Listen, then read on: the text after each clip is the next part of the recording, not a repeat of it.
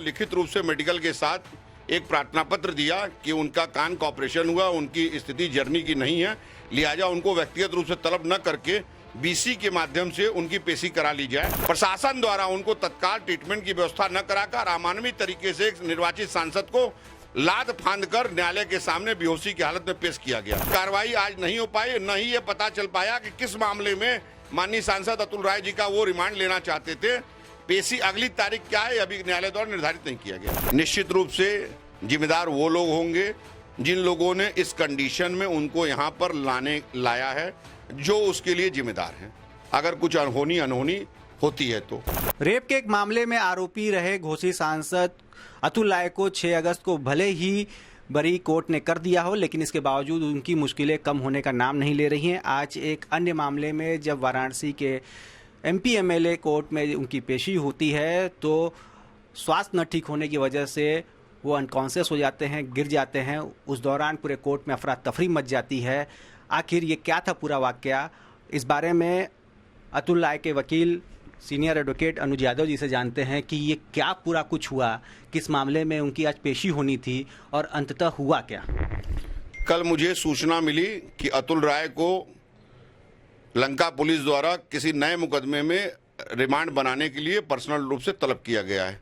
इसकी जानकारी होने पर मैंने न्यायालय को लिखित रूप से मेडिकल के साथ एक प्रार्थना पत्र दिया कि उनका कान का ऑपरेशन हुआ, उनकी स्थिति जर्नी की नहीं है, लिहाजा उनको व्यक्तिगत रूप से तलब न करके बीसी के माध्यम से उनकी पेशी करा ली जाए।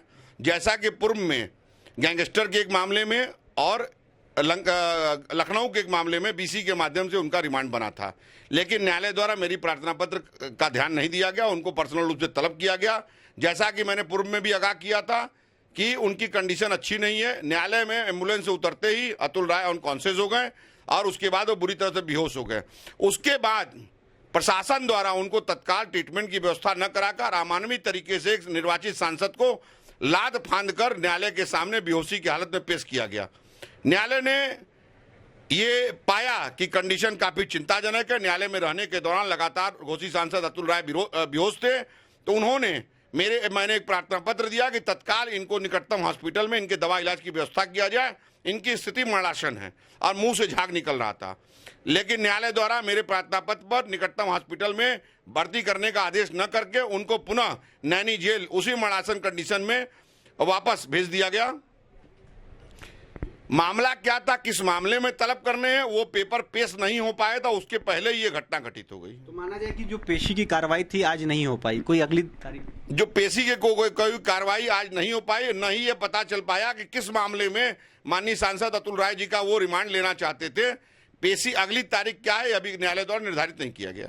लेकिन वकील साहब, बगल के ही दीनदयाल अस्पताल से एक फार्मासिस्ट, एक डॉक्टर भी आते हैं और उन्होंने, जैसा पुलिसकर्मी अधिकारी बता रहे हैं कि उन्होंने उनको ओके किया, फिट घोषित किया, उसके बाद ही वो नैनी जेल के लिए प्रस्थान किए हैं। तो इस संदर्भ में आपको कुछ अवगत कराया गया?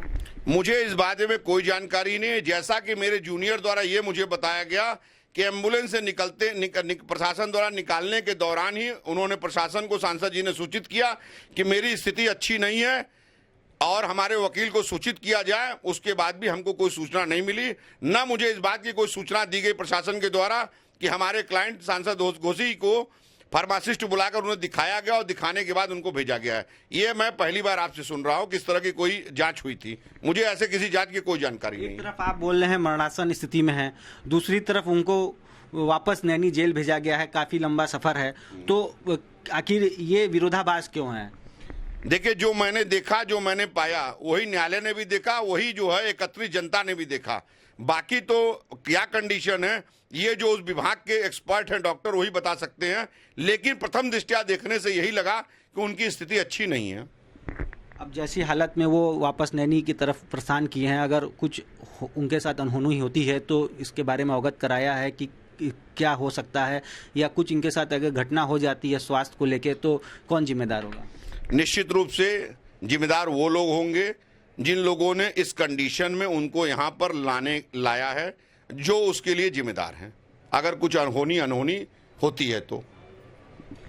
तो ये थे हमारे साथ घोसी सांसद अतुल राय के वकील अनुज यादव। उनका साफ कहना है कि जिस कंडीशन में अतुल राय को लाया गया वो उचित नहीं था, और वापस जब यहाँ पर उनकी तबीयत बिगड़ने के बाद वापस उसी कंडीशन में उनको नैनी जेल भेजा गया, उस समय भी उनकी स्थिति ठीक नहीं थी। बशर्ते होना ये चाहिए था कि उनको यहीं नज़दीकी किसी अस्पताल में एडमिट कराकर उनका ट्रीटमेंट होता। अगर उनकी स्थिति बिगड़ती है या स्वास्थ्य को लेकर और दिक्कतें बढ़ती हैं तो इसके लिए शासन प्रशासन को यहाँ उनके वकील अतुल राय के वकील जिम्मेदार ठहरा रहे हैं। रोशन जायसवाल, यूपी तक।